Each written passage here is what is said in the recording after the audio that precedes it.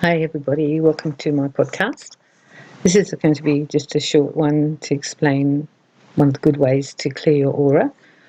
I suggest you probably do it at night, but if you forget, just do it in the morning when you wake up.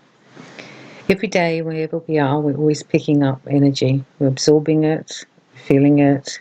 It's catching in the energy grid of our aura, and we're not even aware of it for most of the times. When we were young children, we probably just were like sponges and we're just taking everything in, collecting. But we were fresh and young and our aura was beautiful. All the chakras are going around the right way and all the layers are lovely and clear. However, as you get older, you collect more and more of this and it gets in the way of your well-being, especially energetically. I suggest you try and remember to do this cleanse every day if you can. It's quick, it's simple. I do it every night, and if I forget, I just do it again in the morning. Firstly, you just see yourself just being there, and you think of it as a big wash of almost like energetic light. And I start from the top of my crown, above my crown, and I flush my whole aura down, and I flush the light like washing it down. I wash it right down to the bottom of my feet, and I'll wash back up from my feet to my ankles, knees, hips, and I wash it back up. You can do that several times if you had a bad day, and keep washing it down and then washing it back up. And as you're washing it, you're releasing it. So in one direction you're releasing it through your feet, in the other direction you're releasing it through your crown. Next, I cut all the cords that are connected to me from the day, from people or situations, the energetic cords that are now, when I saw Mavis at the shop or when I had a chat to Eric, all those cords, I just cut them from those people and I send those people all love. It's very simple to do, that's the first part. Then if I'm a bit tired or I'm feeling a little bit low energetically, I run the white light through from my crown, I run it down and I absolutely flood and saturate my entire aura with white light, right down to my feet, and I see it just filling my aura right down to the edges because we look like a big egg. I also use the colours. If you know you're having some problem around your body, you just flush it with healing light, the green healing light. If you're feeling upset about something and you've got some emotional upset happening there, you flood yourself with pink light, which is love. Flood yourself with love. And you just keep doing these practices until you feel that your aura is now completely your own and clear of debris. If I have anything that I'm struggling with, maybe I feel stressed or have anxiety, got some fear, or I'm feeling angry, I usually let that emotion go too. I let it go and I send it to the light because I don't need it. I experienced it. It was my response or reaction to a situation, but it's finished now. So I don't want to be carrying it, so I let it go. And then I ask that I'm made whole again and I'm healed, and that's all I have to do. This cleanse is very, very powerful. It's a very good thing to do so you don't accumulate a lot of energetic debris.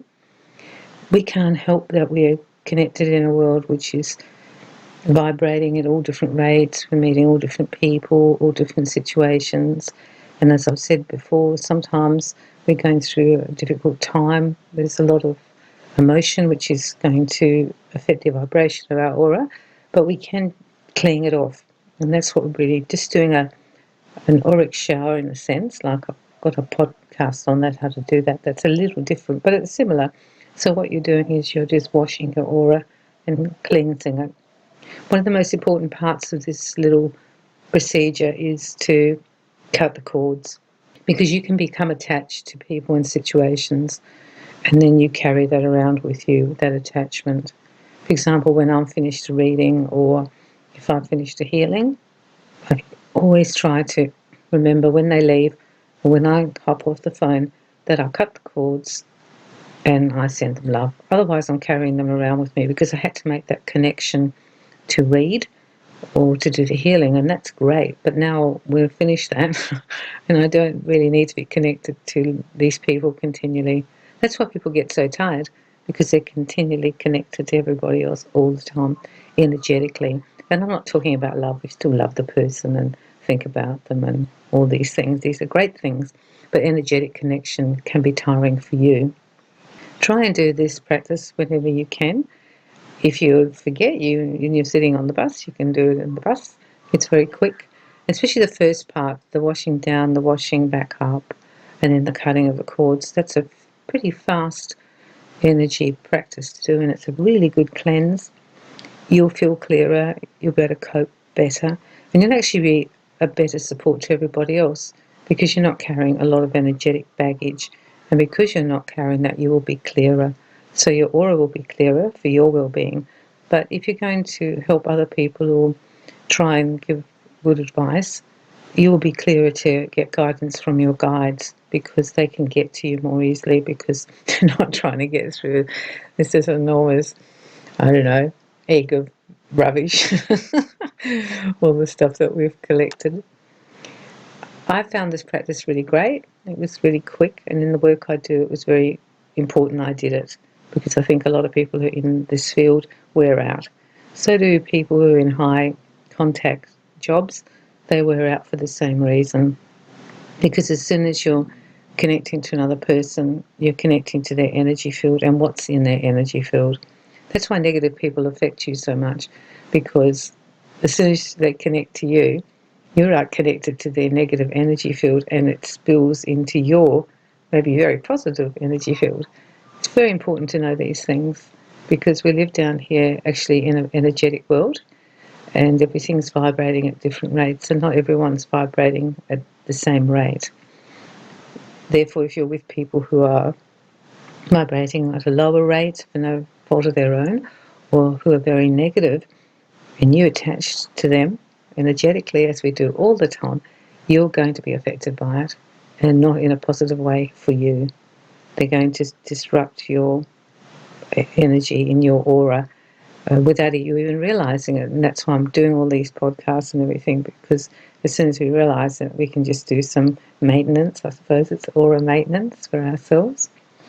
Good luck with your little cleanses. They're very quick, they're very easy, and they really, really are effective. And you will start to feel that lighter. Actually, that's how you'll know. Your aura will begin to feel lighter and lighter. It's a really nice feeling, actually. Stuff will still happen to us. We'll still have to do our lessons and deal with difficult people energetically, but at least we've got some practices now to keep ourselves safe and to keep our aura our own.